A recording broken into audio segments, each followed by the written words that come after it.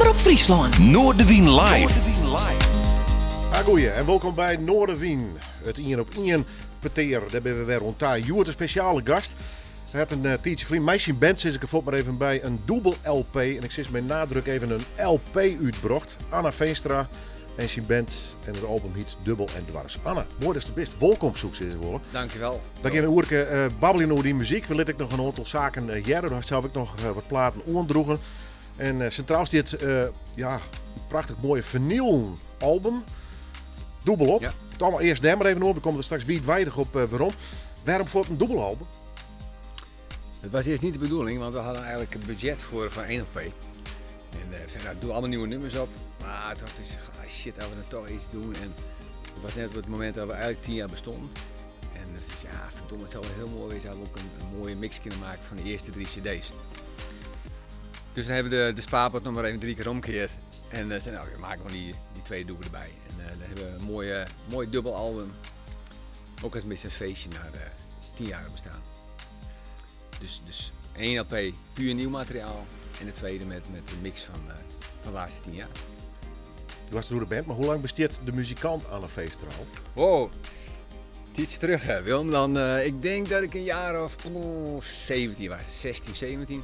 Dat was wel leuk trouwens, want ik denk dat ik begon met spelen toen ik een jaar of 14 was. Mijn eerste akoestische gitaartje. En toen 2 jaar later, ik zat toen al met Johan Visbeek, onze bassist. En Albert Loutma, de gitarist, zat ik toen al op een lagere school en voortgezet onderwijs. Die jongens die speelden al wat langer. En toen we eigenlijk toen ik een jaar of 16, 17 was, toen zeiden de jongens even met wat muziek maken met z'n drieën. Zonder drummer nog gewoon.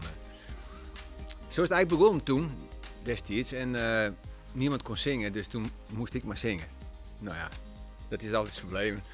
En die jongens zijn uiteindelijk veel met de blueskant gedaan, Johan. En die kwam in Bob and Job band terecht.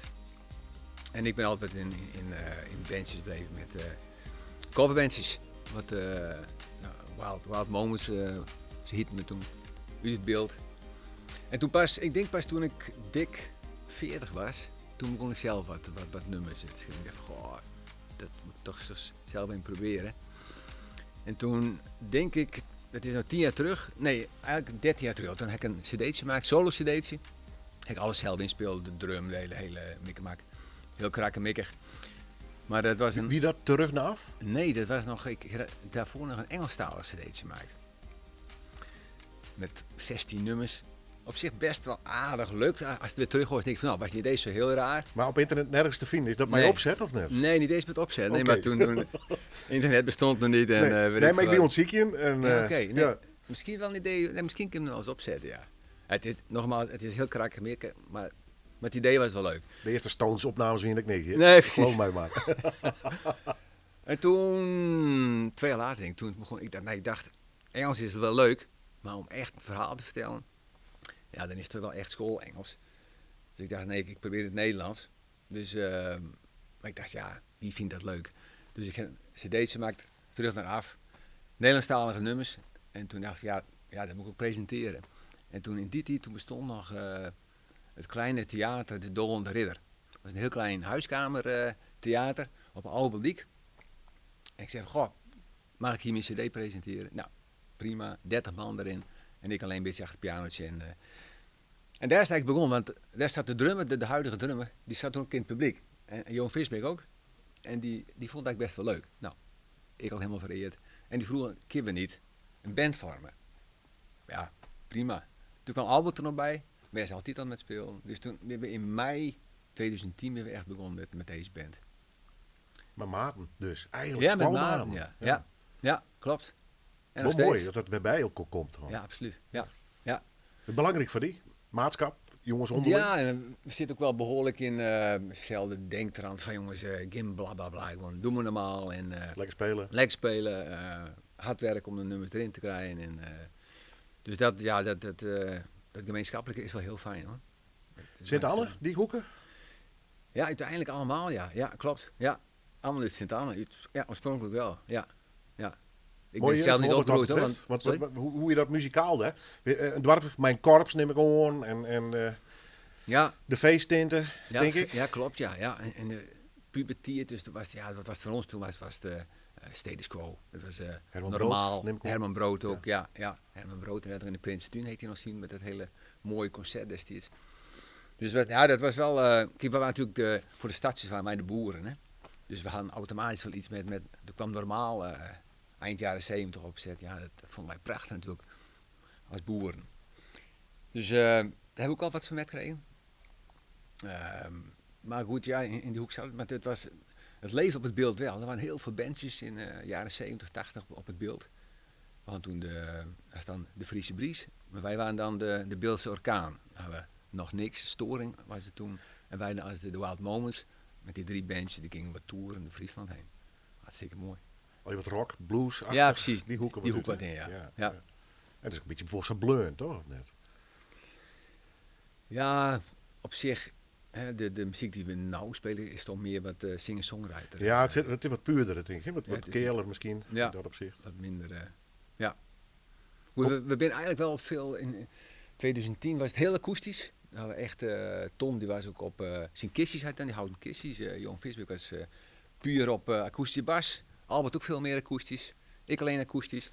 En langzamerhand is dat wel wat steviger geworden. Ja, ik denk geen harde rock inderdaad. Daar nee. Het zit er wat tussenin. Ja. Maar er wordt wat uptempo, wat leven niet zitten. Ja. Maar veskes en vooral de teksten, hè? Ja. Schreef hij zelf? Ja. Ja. Hoe gaat dat? Thuis zitten gewoon en dan... Ja, dat is heel verschillend. Ook ik heb meestal overal wel leggen bladjes. Naast mijn bed zelfs, in de auto. En soms dan zit ik op een fiets en schiet me iets te binnen. En denk ik van, god, dat moet ik niet vergeten. Nou, dat gebeurt dan uiteraard wel. Maar ook heel vaak vakanties. Dan gewoon, neem ik mijn schriftje met en een pen. En dan ga ik gewoon zitten. En dan, soms wil het gewoon weer meedoen. En soms dan binnen 5 minuten staat er een tekst. Dus dat is ook heel verschillend. Ja. Prachtig man. We beginnen eerst een plaat van die draaien. Ik vond hem zelf wel aardig. Hij heeft een heel mooi repertoire opgebouwd. Together met de band, laten we dat vooral benadrukken. Want er is net voor niks al zien je niet bij. Ja. En hij heeft een mooie plaat uitgebracht. Waarom trouwens de Anne Veenstra band? Wie dat voor al duidelijk of net? Dat er wel de namen waar ze moesten rondom die? Ja, nou, het was ook een beetje meer armoede hoor. Want ik hiet natuurlijk wel Anne Goeie Veenstra. namen bedenken.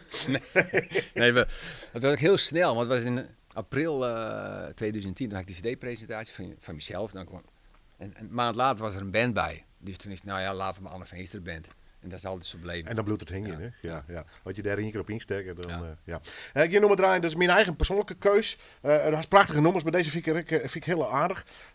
Van de Korst van Herstel, Smartphone Zombies.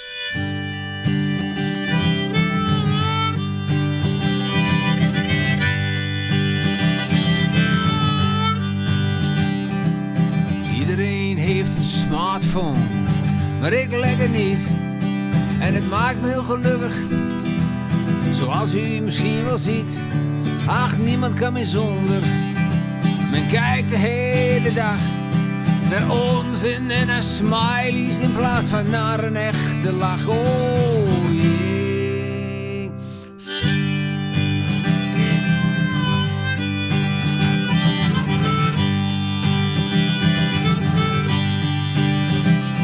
De geliefden zitten samen op het zonnige terras.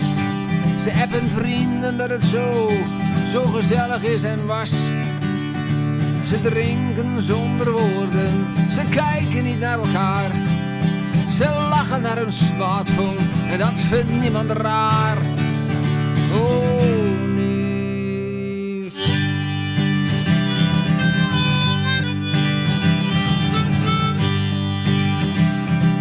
Iedereen zit te appen, hoe het praten is vermoord. En je moet wel meedoen, omdat je er anders niet meer bij hoort. Ik zie overal zombies, zombies overal. Ik zie godverdomme veel meer zombies dan sterren in het heelal. Oh, yeah.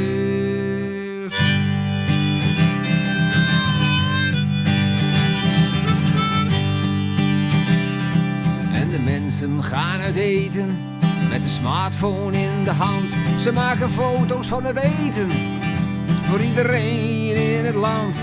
Ah, wat was het weer gezellig, jongens. Jongens, wat een feest. Maar niemand kan zich herinneren met wie ze het eten zijn geweest. Oh, nee.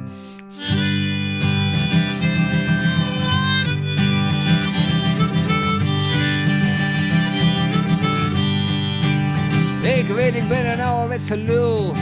Ik ga niet mee met de tijd. Maar ik kan genieten van de vrijheid. Van onbereikbaarheid.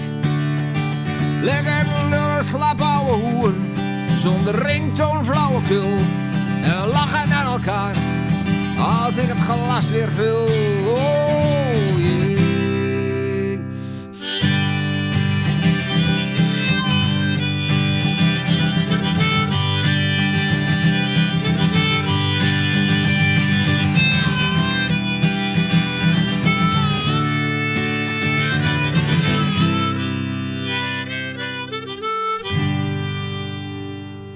Smartphone Zombies, Anna Veenstra van een soloalbum dat heet De Korst van Herstel.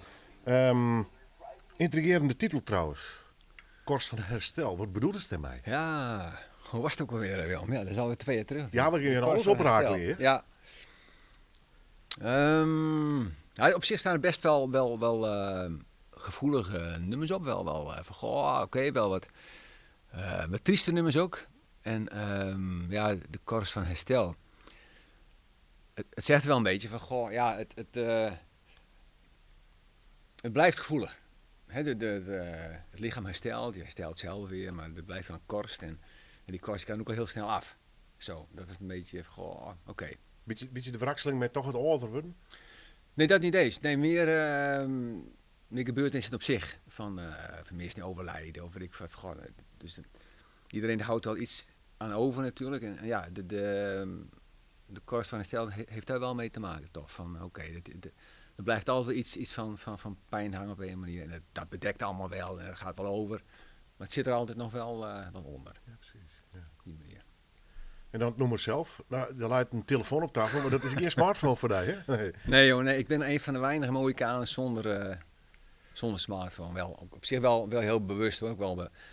Ja, toch wel van, ik zie zoveel mensen op een fiets of overal op het terras zitten. Of dat iedereen zit met zijn ding. Ergst die erop? Ja, ik vind het zo zonde, want dan, nou, we mogen nu weer op het terras, eindelijk weer. Maar de godganse wereld, die zit constant naar dat ding. En er gaat een piepje en iedereen piepen. En je zit in een goed gesprek, oh sorry hoor. En dat vind ik zo irritant. Ik denk van jongens, we zitten hier nou toch? We zitten hier nou toch te praten en dan weg dat ding. Ja, dus als de eigen game en dan... Ja, en het is, de makers op zich, ja, die hebben natuurlijk het ontzettend slim maakt natuurlijk qua product. Het is hartstikke verslavend. Ja. En voor de jeugd ook, al die, ja, die lui op een fiets allemaal met dat ding, jongen. Het is ongelooflijk. Ja, meestal ben helemaal... Ik vind het wel heel jammer van deze tijd, en ik ben een oude lul, maar van, goh jongens, dat we met z'n allen, maar ook van ons leeft natuurlijk, met 80 jaar, zit ze ook allemaal voor dat ding. Ik denk van, jongens, kom op. Zou het nog eens een keer draaien, denk je of net? Mensen gewoon kleren maar binnen. En misschien wel net helemaal kleren, maar Nee, dat het weer een beetje... Dat mensen toch denken, ja, nou, dat zit ik wel met mijn noos in zijn apparaat. En dat nou een laptop is, is een smartphone. Ik snap, die smartphone is het symbool ergens van. Ja. Maar het gaat natuurlijk vol breed. Ja, Social ja. media neem ik gewoon. Ja. De algehele bubbel. Ja. Dat mensen niet omhingen. Ja, Ja, ik weet niet, bepaalde vreet die nou de categorieën toekomst te voorspellen, maar zo dat op een gegeven moment net als draait, mensen denken, dit is wel heel jarmoedig al hier. ik hoop het. Of misschien Hoop ook wel het, niet. ja. Maar ik denk, ja, die jongens die het maken, die jongens en meisjes die het maken, die willen zo slim natuurlijk. Ik heb mijn eigen laptop ook, hè, voor mijn werk of wat dan ook. Zodra er een piepje komt, ja, dan toch... Nou, dat is het eerste honger. Er komt weer een dingje binnen. Het is heel, heel verslavend. Dus dat is ook wel een van de redenen van jongens, nou, dat doe ik sowieso. Ik kan sms'en, ik kan bellen.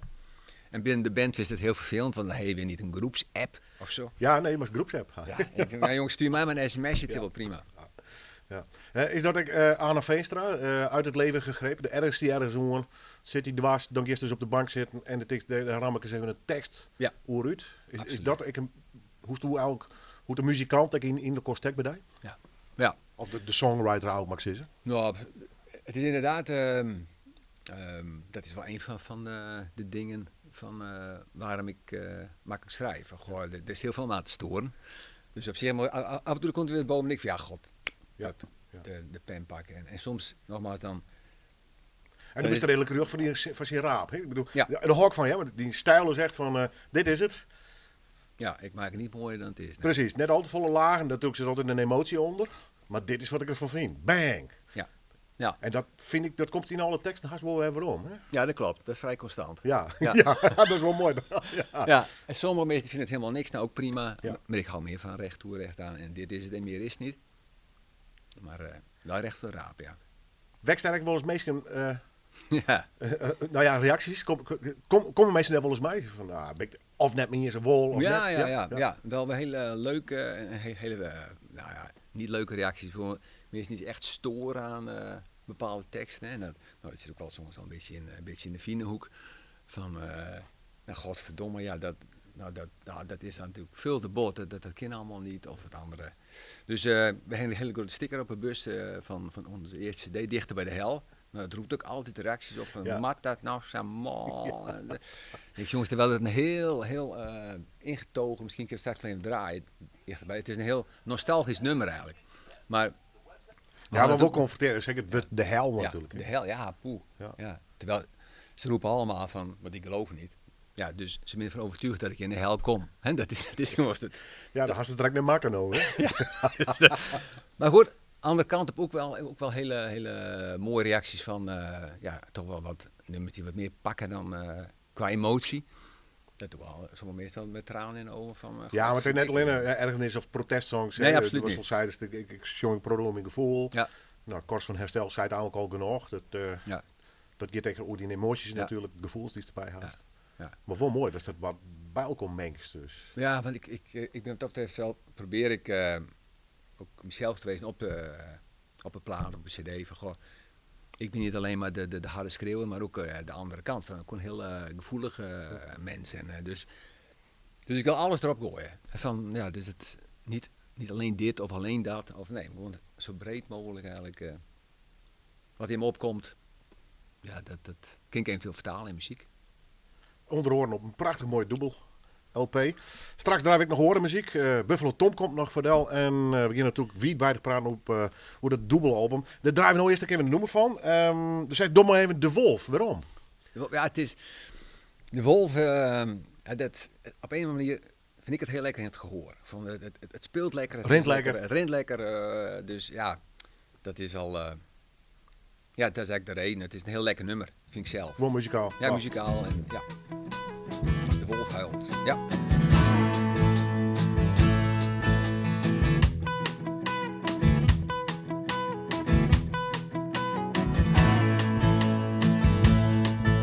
Als schapen niet meer blaten, het gras rood kleurt, dan snapt iedereen, hier is iets naars gebeurd. Als slaven niet meer werken, de koning niet meer regeert, dan snapt iedereen dat het tij is gekeerd. Ja, het tij is gekeerd, het tij is gekeerd. Ja, en de wolf huilt.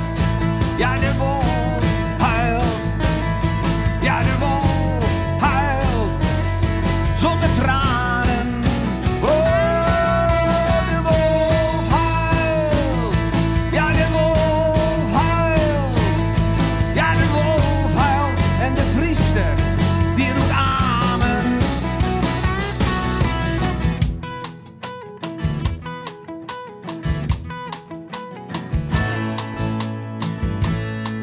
Als de vos niet meer lacht, de vogel niet meer fluit, dan is het stil in het bos, dan is het sprookje uit. Als er niet meer wordt gelachen, het matras niet meer veert, dan snapt iedereen dat het tij is gekeerd. Ja, het tij is gekeerd, het tij is gekeerd. Ja, en de wolf huilt. Ja, de wolf huilt. Ja, de wolf huilt. Zonder tranen.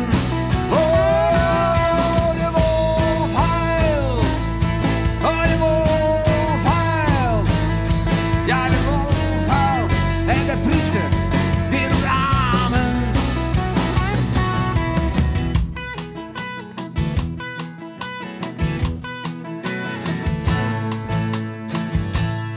Als oude hoer niet meer bestaat, de penis niet meer groeit, dan is er weinig in het leven wat mij nog boeit.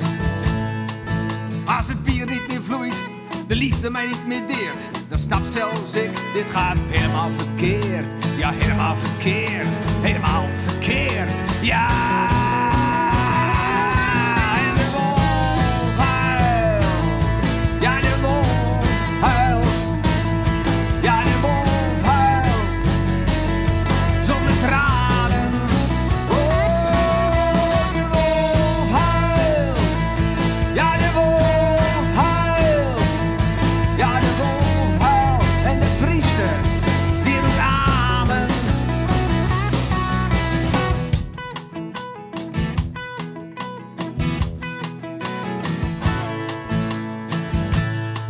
Als ik mag kiezen tussen overdosis of snelle trein, dan lijkt mij dat eerste toch wel heel erg fijn. Oh, het leven is een flipperkast, wij zijn slechts een bal. Als de flippers je missen, dan verdwijnt het heelal. Je verdwijnt het heelal, je verdwijnt het heelal. Ja! En de wolf huilt. Ja, de wolf huilt. Ja, de wolf huilt. Zonder tranen. Oh, de wolf huilt. Ja, de wolf huilt. Ja, de wolf huilt. En de priester, die doet amen.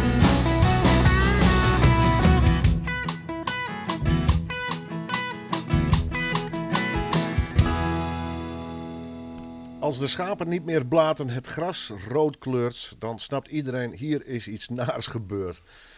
Wanneer is dit nog eens kreun aan? Vorig jaar. Oké. Ja, Is het de onleiding dat de wolf naar Nederland kwam is? Of mag ik hier een oren symboliek in zien? De kist helemaal zelf besluiten. Dichtelijke vrijheid dus. Ja. Maar gaat het echt hoe de wolf of net? Nou, het is dit is weer een apart verhaal. Dit nummer, dat eerste couplet, dat schreef ik de eerste week. En misschien een maand later kwam ik pas toe aan het andere couplet. En zo is dat heel langzaam opgebouwd. Dus de hele samenhang, nou, die is aan de luisteraar om die te ontdekken. Dus dat is zo'n nummer dat komt dan in fases. En dan, dat is specifiek een nummer waarvan mensen zelf weer moeten denken, nou, ja, waar zou dit over gaan? Mogen zelf invullen. Lees er dan prachtige nummers bij de open plank in dat opzicht?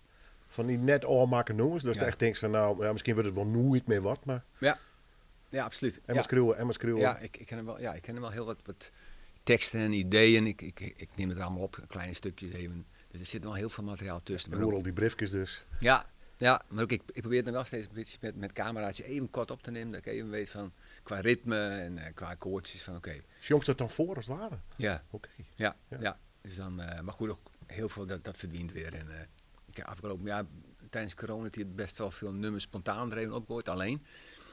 Want dan bedacht ik vrijdagmiddag een nummer en dan dacht ik, nou dat is leuk en dat gooi ik dan vrijdagavond er al op. En vaak veel te snel, want ik ben verre van perfectionist. Hè? Dus ik maak iets uit het gevoel en dat komt erop en dat komt er soms wat rammelend op. Maar het gaat me om het gevoel en dan... Dus heb ik afgelopen jaar best wel veel nummers gemaakt, maar die ben ik ook allemaal weer kwijt, de meesten. Die speel ik daarna niet meer, dus dat... Ja, En de baals net van met terugwerkende kracht. Van hiek er wat meer met die en hiek het maar verslijn.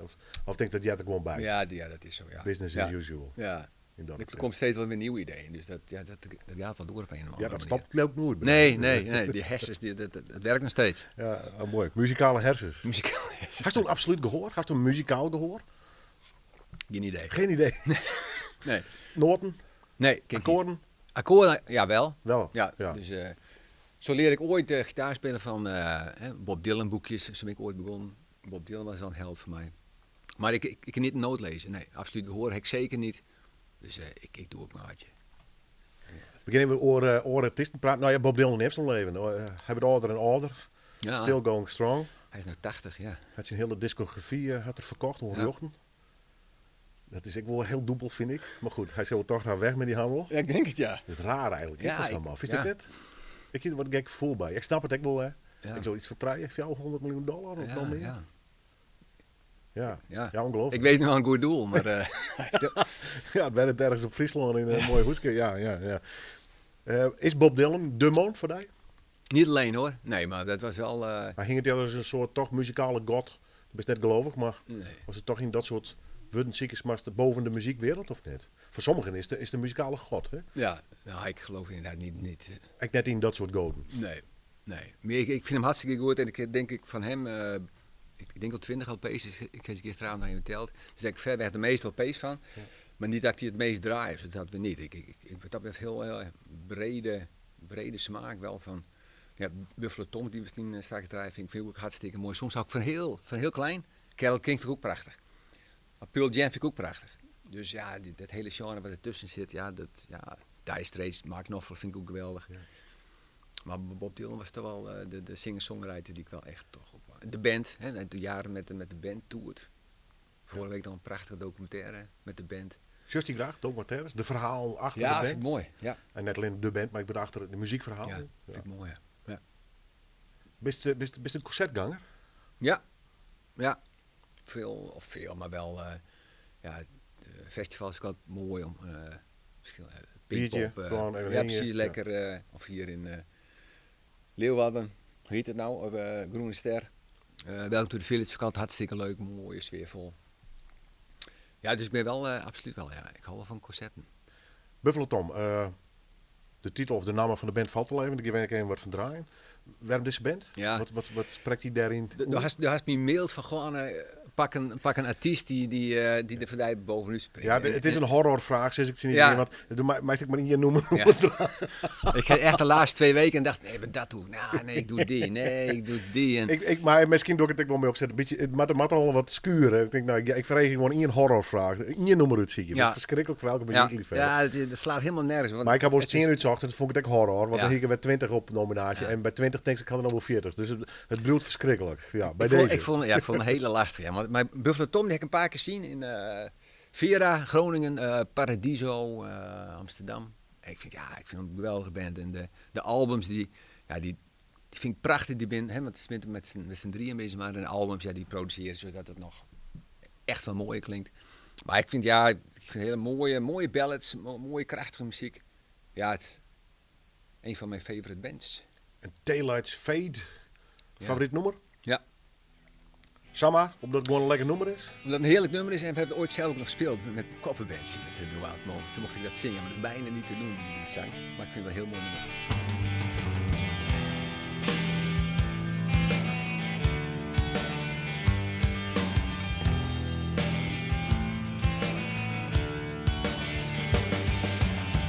Sister, can you hear me now? Ringing in your ears.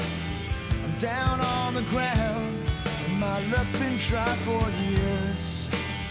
I'm lost in the dark, and I feel like a dinosaur. Broken face and broken hands. I'm a broken man. I've hit the wall. I'm about to fall. But I'm closing in on it. I feel so weak on a losing streak. Watch my taillights fade to black.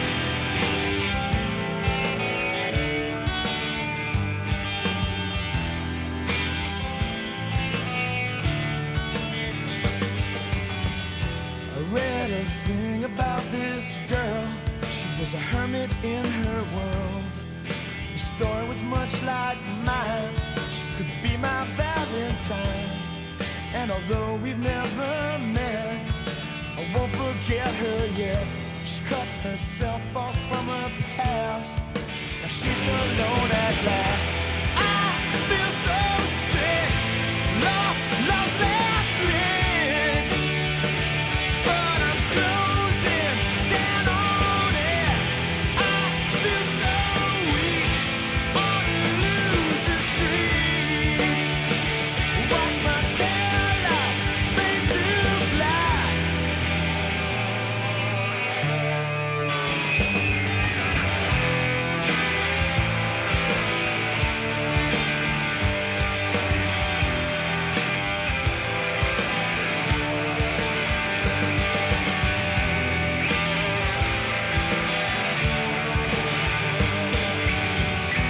Lost my life in cheap wine. Now it's quiet time. Can't predict no Jesus Christ. Could not help my faith, but I'm underneath the gun. I'm singing about my past. Had myself a wonderful thing, but I could not make it last. I'm in the wall. I'm about to fall. But I'm closing in on it. I feel so small underneath it all. Watch my taillights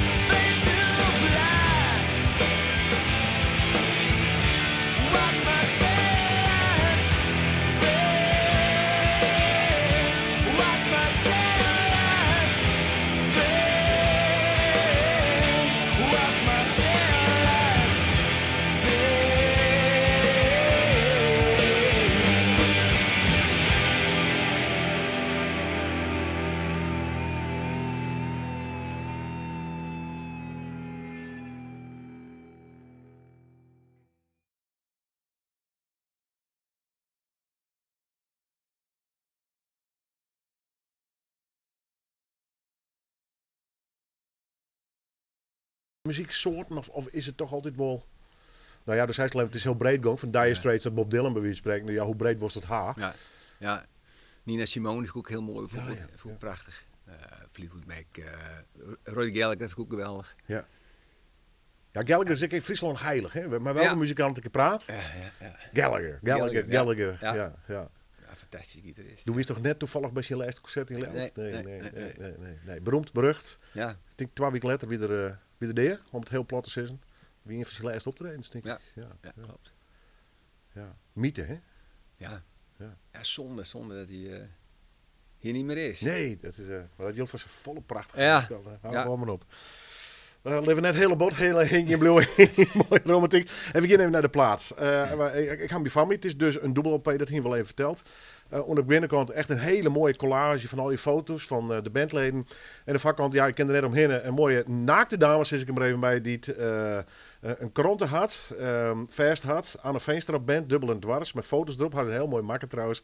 En de dame had geen kleren hoor. Dit die me heel erg denken... om die jaren 80, een beetje foute LP-hoezen. Is dat echt de keuze geweest? Hij is een beetje fout, wel leuk. Ja, het is inderdaad, hè, we hebben... Ik heb zelf denk ik een stuk of 10 LP's, niet om de LP's, maar om de hoezen van alle 13 Top goed. of the Pops, dat was het idee inderdaad. Die sfeer, een beetje met de knipoog naar de jaren 70. Ja. Waarom? Ja, dat was een idee van onze gitarist van Albert. Ja. Misschien is het wel leuk om... Nee, maar omdat de plaats zijn, is ook in tegensticht van het zien hier bestaan. Maar die 70, dat is Jim jeugd natuurlijk. 70 en 80 jaar neem ik hoor. Daar is het allemaal ontstaan, hè? De voorkeuren voor bands. En, dus ja, de jaren 70 was echt... hebben we binnen, dat is grappig, binnen 3 van onze bandleden binnen van 1962 ligt het. Dus dat is, ja, de jaren 70 was voor ons natuurlijk de ontdekking van alle bands en wat is er en wat is mooi. Het was een heel spannende tijd, hè? Ja, het is prima tijd. Ja, dat vind ik wel. Ik ben van iets letter, per hier maar. Weet je, alles wat er gebeurde weer wel voor het eerst. En nee.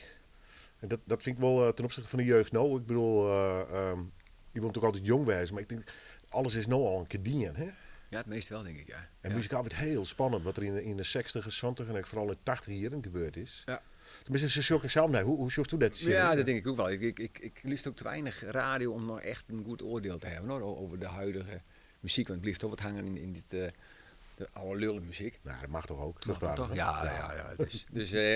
Dus maar wel leuk is natuurlijk dat ik denk vooral de laatste 10 jaar dat steeds meer jeugd wel heel goed de instrumenten beheerst, hè, met al die opleidingen en de popacademies. Ja, ik steen soms te klappen met meneer. Wat uit kids van hier of zandje en achtje komt ik zo. Ja. Nou, dat hier ik niet iets, zeg ik dat net zo voor nog. Maar, kijk, in Oostijd was er een MAVO en dan ging ze naar de MEAO of de MTS. Meer keuze was er ook niet natuurlijk. Hè? En ik weet niet hoe die nou was. Ik heel altijd van, de popmuziek dat hoort aan wel op. Ja, mijn oude luiden waren... dat echt. Van, dat is voor de jeugd. Ja. En daar staan we al, dan stop je stem mee. Ja, precies, ja. Ja, mijn oude luiden waren sowieso niet zo van popmuziek. Mijn mem die had een harmonium. Dat is zo'n trapding, weet je. Die was wel... Maar spelen ze daar wel op? Ja. Maar die kon alleen maar noten lezen. Die kon niks zelf bedenken. Die zat achter het harmonium. En mijn oude heer die... En op psalmen of gewoon... Ja, op psalmen, ja. Die was echt van de heer, hoor. Ja, dat had ze niet helemaal overbrengen, helaas, voor haar. Maar die zat achter het harmonium. En mijn oude heer die was niet zo muzikaal. Want die komt in een heel groot gezin. 12 kinders. En de helft was wel muzikaal. Hij moest dan ook. En hij kreeg een trombone van zijn oude heer. Maar mijn oude heer die had zo'n heel klein lontje, bijna niet. Dus die had 3 keer oefend en toen had hij dat ding dwars de min broek. Godverdomme, en weg met dat ding. Dus die ging op een gegeven moment meer aan drank. Die is een beetje aan de drank verslaafd geraakt. Maar ja, dat ging gebeuren natuurlijk. Dus dat was zijn muziek. Ieder zijn muziek, hè. Had je dat op zich een leuke jeugd horen? Of toch wel ingewikkeld? Zat wij alle van die generatie wordt het wie altijd wat ingewikkeld. De tjerken spelen oren nog wel meer een rol als het in Wurg, had ik het idee. Ja, het wie wordt een huddere, rauwere tijd misschien. Ja, inderdaad, ja. Iedereen heeft natuurlijk inderdaad wel zien. Elk huis heeft een kruisje, bla bla bla. En, maar op zich wel prima. Mijn oude lui ben vrij jong gescheiden, dus er waren wat hobbels in het leven. Maar de koers wel die zelf ontwikkelen, zeg maar, en qua muziek had je die nooit zin houden? Nee, absoluut niet. Nee, ik had een makkelijk een eigen slaapkamertje gehad, dus daar zat ik mooi met mijn gitaartje. En niemand die zich daarmee bemoeide. Nee, dat is helemaal prima. Dat eerste Ja. gitaartje, had je die zelf gekocht? Of iets gekregen? Ja, nee, ik zelf. Ik had een krantenwiekje, dus daar kon ik er mooi van sparen. En zo kwam mijn eerste gitaartje, ja. Ja. Maar goed, geen ouderlijke tucht van dat gist toen net cape in bewijs. van spreken. Nee, absoluut niet. Nee, Nee, nee, hoor, nee, nee, dat betreft heel vrij. Heel vrij, Ja. iepen. Ja, geen probleem. Wat voor droom is het? De wereld in, muzikant, toeren, Led Zeppelin achterna of de Stones. Win dat de droom die het hier is? Of als het op bad leidt? Of... Wel het podium, dat trok absoluut wel. Heel snel wel, heel vroeg. Dus het podium trok altijd wel op. En ik zou ook op reis. Dat was ook de planning. Ik had me sterker nog, ik was jaar of 18, 19, ik wist echt niet wat ik wou. Ik wou niet naar school, ik wou helemaal niks. Dus ik dacht, ik ga naar de kibbutz Israël. Deed maat van mij ook. Dus dat was al bijna rond. Ja, toen trof ik mijn liefde. Toen ging het verhaal niet door. Daar gingen de ambities. Ja, dat ging mijn eerste vrouw. Dus, en helemaal prima. Ja, dat is net hoe het leven net eenmaal loopt. Hè. Dus het is altijd fascinerend hoe je komt iemand tegen en dan op een gegeven moment je leven helemaal de andere kant op. Ja, zo is het leven. Maar dat wist toch redelijk concreet dus, om uit te reizen naar Israël? Ja. Oké. Ja. Ja, zo Ja. gaat het leven. Zo is het leven, jongens. Nog Ja, wel keuzes. wat reiziger? Ja, maar meer wel elk jaar 2 keer op vakantie sowieso. Weken weg, dat wel. We zijn vorig jaar, en het houden we er geen hoor, zwinders een beetje overwinteren in Spanje of Thailand, weet ik veel wat. Dat vinden we beide wel heel erg mooi. En daar hebben we dus blijkbaar de roemtek voor. Ja. Wat is die... Mijn inkomsten? ja, wat hast u die ontnood daar in het hele leven? Oh, Ja, muzikant natuurlijk. Ja. Daarvoor zit je direct, maar... Ja, maar dan, als ik daarvan moet leven, dan had je niet meer zitten. Nee. Nee, ik ben, dat klinkt heel saai. Ik ben al vanaf mijn 20ste, werk ik bij de gemeente Leeuwarden. Hoe dat saai te wezen, toch? Nee, dat is het ook niet. Maar het klinkt vaak ambtenaar natuurlijk. En, maar ik werk 4 dagen per week. En de laatste 10 jaar ben ik vooral bezig met mijn eigen collega's te instrueren over de participatiewet. Wat betekent dat? Dus ik zit redelijk in die participatiewet en daar help ik collega's mee. Midden in het leven dus. Wat dat Ja. dan is. Ja. Ja, prachtig man. Ambtenaar. En Ambtenaar, muzikant, ja. Dus ja. Maar goed, mooie combinatie. Donderdagavond begint het weekend, dus dan denk je, Wat een leven. heerlijk. En een mooie vrouw. En een mooie vrouw. En op reis. Ach, man. En muzikaal. En een Pim Maarten. Dat is een prachtig mooi album. Mooi opname. Hartstikke gedaan. Weer even de noemer draaien. Zie je hier hartstikke leuk zijn. Een soort jubileumachtig. Ja. Eerst in je plaat. Toen waren het 2. Spartpotjes leeg. Huppa. We maken er ook echt een mooi feestje van. Hoe is het verder oppakt muzikaal? Door die na je noemen. Schroest hij dan wel met de hele band? Ik werd alleen de zitten als die singer-songwriter. Was dat al hier? Of was deze plaat toch wel echt met de hele band maken? Nee, in eerste instantie hoe we werken is dat ik het nummer maak. Ik maak een tekst. Ik speel het voor op gitaar of piano. Dus dat is puur de basis. En pas daarna dan zeg ik, hey jongens, hier moeten we wat van maken met z'n allen. Dus dan krijgen ze het nummer toestuurd. Denken we erover na. Maar meestal gebeurt het dan vervolgens in het oefenhok. Ja, Van, hey, jongens, dit proberen, dat proberen. Maar doe ze echt letterlijk de toon. Ja. Ja. Ja. Dat begint met die idee. Dat is echt mazzel hoor, want de rest van de jongens die schrijven geen nummers, dus ik ken alles wat ik bedenk. En dat is wel mooi, want er zijn natuurlijk genoeg bands die 3 of 4 lui hebben die dat doen. Dan 12 kapiteins, dat wel meestal net. Hè? Precies, hè, dus op Of zich- kapitein, hè? Dat is Ja. misschien net letterlijk de Nee, maar wel kapitein. verschillende smaken natuurlijk. Ja. Dat staat bij Queen bijvoorbeeld ook, dat hele verschillende jongens hele verschillende nummers aandoen. En ik heb puur de luxe dat ze alles wel best vinden bij wie spreken. En dat ze gewoon met z'n allen maken we dan dat nummer af. Dus dat zie ik wel als een voorrecht. Welke geef draaien? Het nut. Vertel. Het nut is, dat had ik eigenlijk al een jaar eerder al geschreven als, zou ik als solo nummer doen. Maar ik dacht, ja, het is heel leuk, toch als band te doen. En dat is meer het nut van het leven. Ik snap nog steeds helemaal niet waarom we hier met z'n allen binnen. Ik probeer er heel vaak over na te denken, jongens. Ja, het is zoals wij hier zitten, jongens, wij hebben het prachtig. Maar er is zo verschrikkelijk veel ellende op deze wereld. Wat kan in vredesnaam daar nog nut van wezen? En ook ons eigen leven, hè, van oké, nog 20 jaar hebben wij het ook niet meer, bij wie van spreken, maar al veel eerder. Maar wat kan in vredesnaam daar nut van wezen? Ik snap het niet. Ik ken er niet bij. Vies dat het nut hebben, Mat? Nou, dat is de volgende vraag. Van, moet het nut hebben? Ik weet het niet. Alleen er is zoveel, ik denk, ja, soms weeg ik wel eens af van, god, zou het eigenlijk niet veel beter wezen dat ik gewoon morgen ophield. Met z'n allen. Niet voor mij, want ik vind het prima, ik vind het hartstikke mooi, luxe dat ik hier leef. Maar als je allemaal optelt wat voor ellende er is op de wereld. En dat het leuke wat af en toe hier wel is. Goh jongens, zou het niet veel jongens, boek dicht, wegaarden, het is voorbij. Ja, ik weet het niet, maar soms vind ik dat wel lastig. Van, goh. De theorie, alleen door het nog even. De theorie is wel dat het uiteindelijk wel even innerlijk knalt. Hè? Dus je hebt de oerkanaal en oer 10 miljard hier. En dat doet het echt heel lang. Ja. Dat het krimpt en dat het weer eindigt zoals het begonnen is. Namelijk met een iets mini-skulds en dan plop, dan gaan we weer. Ja. Misschien is dat ik wel een troost. Maar. Ja, misschien zit het wel ergens anders hoor. Ik weet het niet. Dat was ook niet geloven, denk ik wel. Maar... Nee, ik word gelukkig opgevoerd. Ja. En op een gegeven moment inderdaad, ik zit er wat tussenin altijd. En als er al wat is, ik short wel dan. Maar ik had er nou net echt, ik zorg te volle ellende. Ja, dat dan onze lieve Heer is, dan betekent dat ik zo'n werk is. Is ik net? Ik denk dat het heel lang door is, Jan. Ja. Maar ik respecteer absoluut elke religie. Ik bedoel, ja, ik ook absoluut. Ja. En het zet mensen gewoon denken. Het zet daar gewoon denken zonder de religie. Maar dat is dus op een bank zitten. Komt dit spot je dan in die gedachten zo'n vraag? Ja. Dat is gewoon spontaan? Ja, spontaan ook. Misschien zit het er al wat langer, maar dan op een gegeven moment denk ik van, misschien moeten we het over schrijven. Ja. Kun je het dan nog wat concreet horen in die tekst? Want dit leent zich enorm voor hem volledig mee om de haal te gaan. Ja. Maar voor een lekker noemerke, zoals je hem die speelt, lijkt het mij dat ook wel ingewikkeld. Ja, op zich valt het wel mee. Want het is ook grappig van, als je begint te schrijven, ik weet nooit hoe het eindigt. Dat weet ik nooit. Ik begin ergens met en dan soms weet ik niet eens waar ik met begin, want soms heb ik niet eens een onderwerp, maar dan denk ik van, bla bla bla. En dan komt er wel wat. Er komt altijd wat. Ja. Alleen ik weet nooit wat het eind is. Weet ik niet. Als mijn nut had, toch? 1, 2, 1, 2, 3, 4.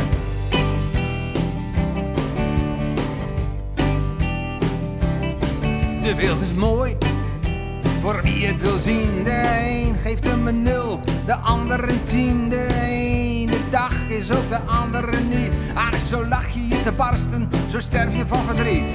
Zo ben je springlevend, zo ben je bijna dood. Zo ben je steenrijk, zo lig je in de goot. Het is het raadsel van het leven, het raadsel van het nut. Het leven is een mix van machtig mooi.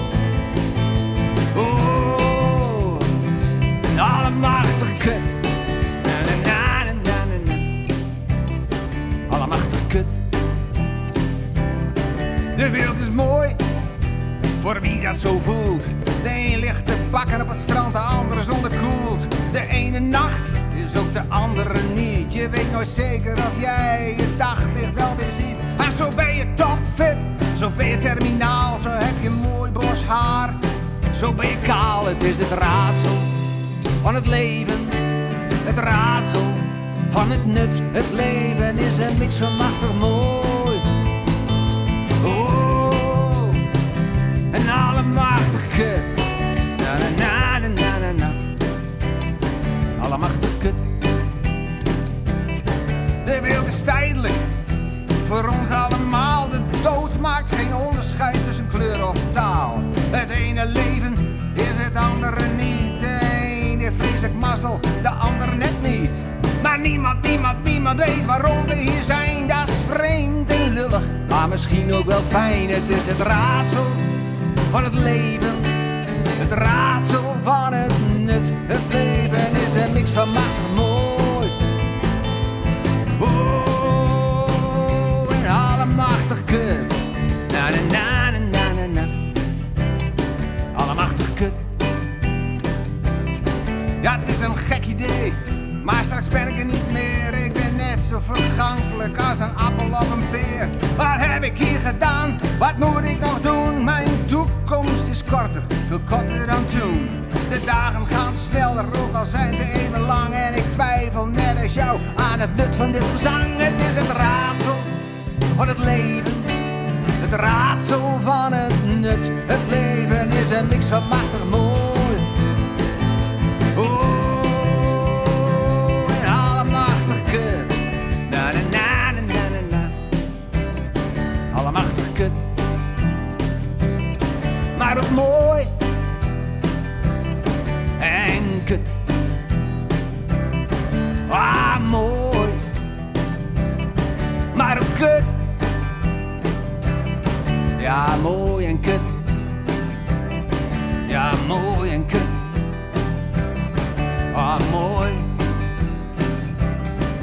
Ja, mooi. Alright. Van Dubbel en Dwars, het Doebel-album van de Anna Veenstra Band. Officieel is hij al released. Er komen misschien nog wel wat feestjes om het al nog te presenteren. Praten we aan nog wel even over Anna, want toen ben je Joert de gast in het 1 op 1 peteer. Wat je opvoelt met de teksten en dat album. Twa Nam, Lotte en Anneke. Ja. Want we hier kijken hoe teksten en soms is te denken en best wat filosoferen. Daar draait dan een verhaal om. Maar deze beide teksten kwamen mij heel persoonlijk oer. Klopt. Uit het leven gegrepen? Ja. Anneke is een nicht van mij. Dezelfde leeftijd. En die met een behoorlijke heroïneverslaving. Ja, want we waren pubers, zongen hetzelfde lied. Blablabla, je rookte al wiet en uiteindelijk vertel je, ik dronk bier, jij verslaafd aan coke of heroïne, weet ik veel of dat andere speelt. Nou goed, een wrang verhaal. Ja, wel een heel triest verhaal. En maar een hele leuke meid. Ik ken haar ook vanaf jongs al natuurlijk. En ik had altijd wel iets met haar, een klik op een of andere manier. Vond ik tenminste nog. Maar dat was, ik denk dat het wederzijds was. Maar goed, zij raakt behoorlijk aan het foute spul. En eigenlijk haar hele leven gebleven. En ik heb wel later wel een paar keer opgezocht, maar dat ging eigenlijk steeds meer de verkeerde kant op. Maar ze leeft nog wel, maar ja, onvoorstelbaar. Die is echt dat is wel een diehard. Maar toen welke periode had het? Wij waren pubers. Ja, Dan hadden we tot 30, 40 hierlin. Ja. Vanaf, ik denk dat, vanaf puber. En, kist haar nog? Treft haar nog? Hast contact houden? Ik heb toen ik 18, 19 was, toen heb ik haar opgezocht in, plaats maakt niet uit. Nee. 10 jaar later weer. En toen ging het al echt fout. En toen heb ik haar weer opgezocht. Toen waren we denk ik beide bijna 50, dus een jaar of 10, 12 terug. En toen probeerde ik een afspraak met haar te maken, want toen zat ze in een soort opvangcentrum. En toen ben ik naar haar toe gegaan, maar toen had ze er heel veel zin in, dat zei ze ook. Maar toen ik er kwam, toen was ze verdwenen. Ze durfde het eigenlijk niet. Confrontatie. En toen heb ik de hele middag gewacht en op het eind van de middag toen zag ik iemand, die kwam eraan en heel gries en helemaal shaken. En dat was Anneke. Dus toen heb ik haar wel aangesproken, samen een bakje koffie gedronken. Maar die was helemaal pad kwijt. Vernield. Ja, helemaal vernield. Ja. Je hield het ook van Lotte? Nee, Lotte is gelukkig, dat is mijn dochter. Oké. Ja, Lotte is mijn dochter. Nee, want ik lees even het is 4 uur 's ochtends. Ik wacht op haar voor de discotheek. Ja. Dan komt ze strompeld naar buiten, ze lacht en voelt zich week. Ja. Ik denk, nou... maar dit is gewoon de bezorgde papa. Ja, precies. En de dochter die had misschien een biertje te volop, maar in alle onschuld. Ja. En de hele snijn brak op de bank. En dan... jou staat dan ook nog een preek of net? Nee, absoluut niet. Goed zo. Nee, god nee. Koer van de farm. Nee. Oké. Nee. Lotte's dochter. Lotte's dochter, ja. Maar papa, wie was er gek om midden in de nacht dus, uit bed, van de discotheek. Absoluut. Maar moest dat van Heid of hoe Lotte dat zelf? Dus dat vind ik dan wel leuk. Dat gebeurt niet vaak hoor. Nee, maar best een bezorgde pa? Ja, dat wel. Absoluut. Dat laat ik niet merken, maar dat ben ik wel. Ja. Dus nee, ik ben... Maar heel beschermend, ik of net?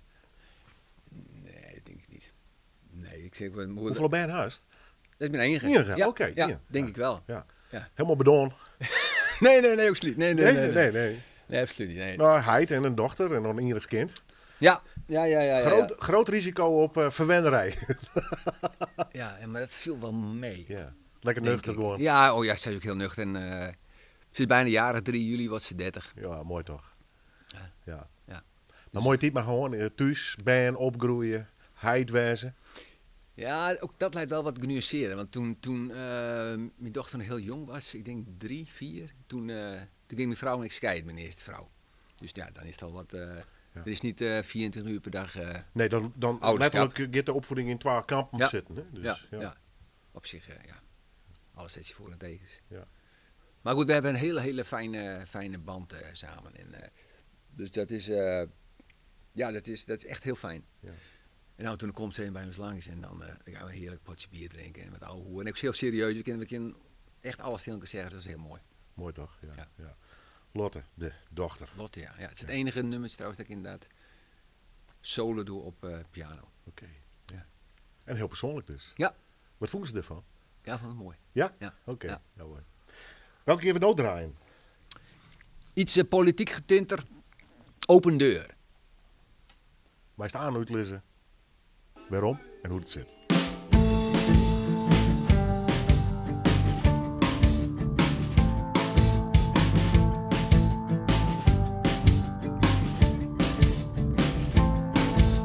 Alles komt goed, zei de kapitein. Maar de golf is te hoog en de boot te klein. Voer voor de haaien, maar de buitenspinnen en de ronselaar kan opnieuw beginnen. Ja, dit is het einde. Die doet de deur dicht. Die doet de deur dicht. Die doet de deur dicht. Die doet de deur dicht. Alles komt goed, zei de president, we bouwen een muur.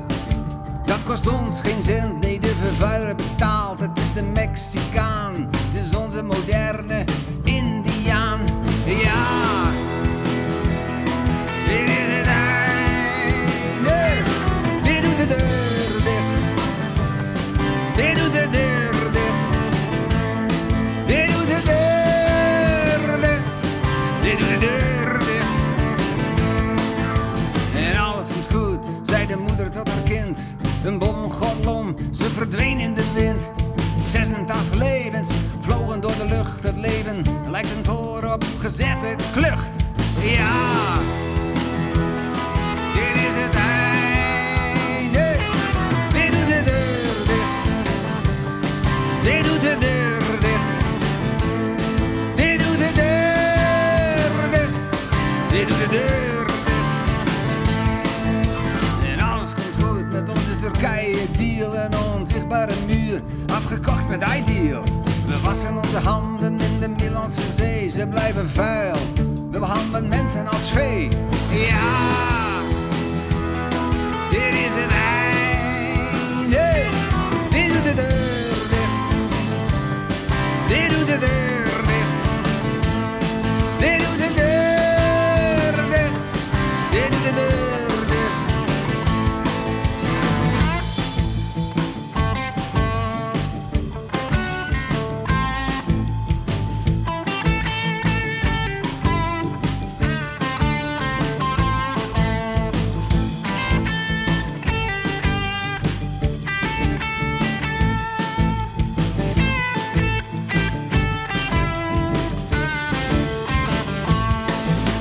Alles komt goed, ik weet niet wanneer.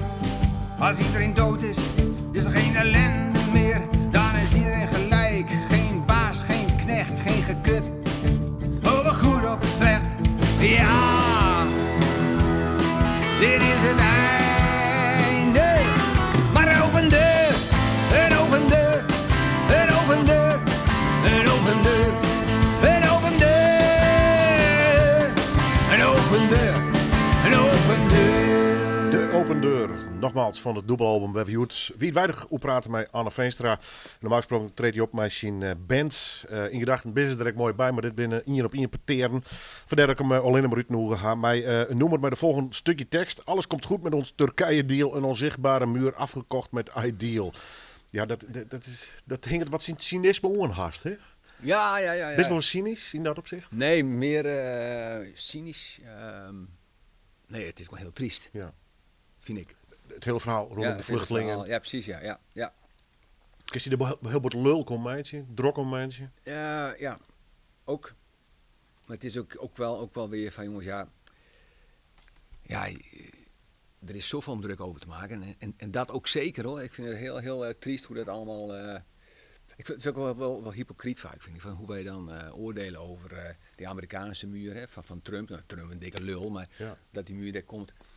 Maar goed, we hebben zelf een soort onzichtbare muur er bij Turkije gemaakt. Hè, met heel veel poen naar Turkije toeslepen. Dus in dat opzicht net hier beter dus? Nee, natuurlijk niet. Nee. Precies hetzelfde. Nee. Boter.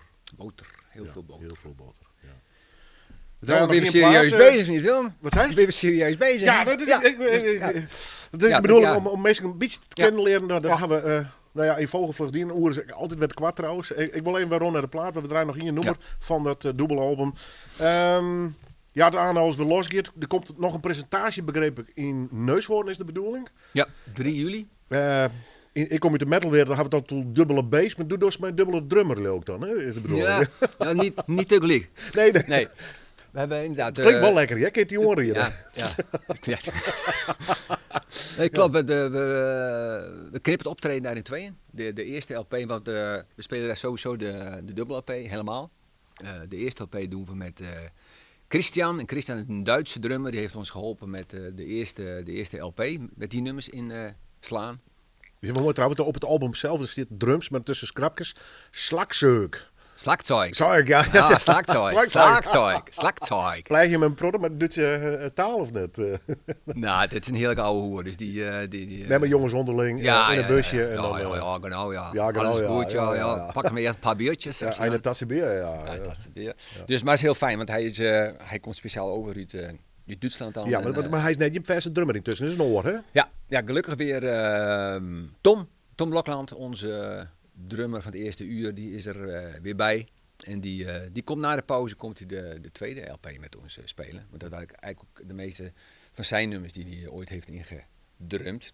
Dus dat is wel heel leuk. Hoe vaak is dit feestje verschoten intussen? Ja, we zouden inderdaad november vorig jaar was de eerste. 30 november, toen werd het 1 januari, toen werd het februari. Nou, dus... Emma plannen, Emma weer plannen. Ja. Dat wil ik even. Dus nou 3 juli. Dus iedereen van harte welkom, gratis intreden. 30, 60, 90 man, we short worden. Ja, Mooi man. Ik word er toch even van die weten, vind ik altijd een keer met de muzikanten. Dus hij is ik ben een beetje met het idee gewoon, dat gooi ik in de groep. Qua studio-opnames, hoe hij hem dat ompakt? Hij hem dat voor het grootste deel zelf opnam, hij hem een week in de studio zitten. Hoe hij hem eigenlijk even de praktische kant van deze plaat ja. Het was ook wel weer aardig, hè, want we hebben natuurlijk op een gegeven moment, we wisten welke nummers we wouden opnemen.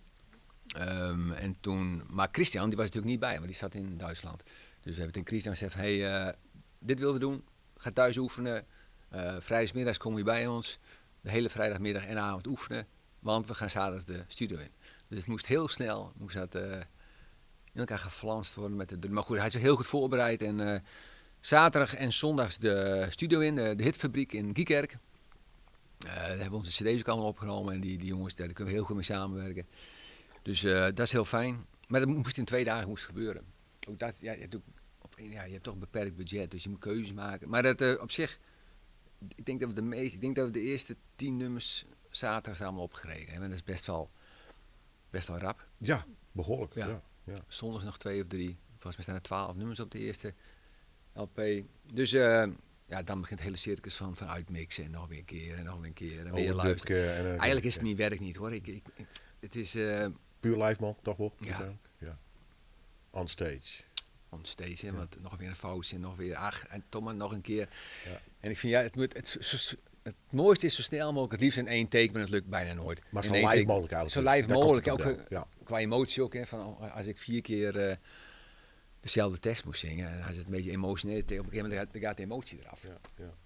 Ja, dat is de terreur van de studio, als het die net leidt of inderdaad. Ik snap die wel, best lever op het podium.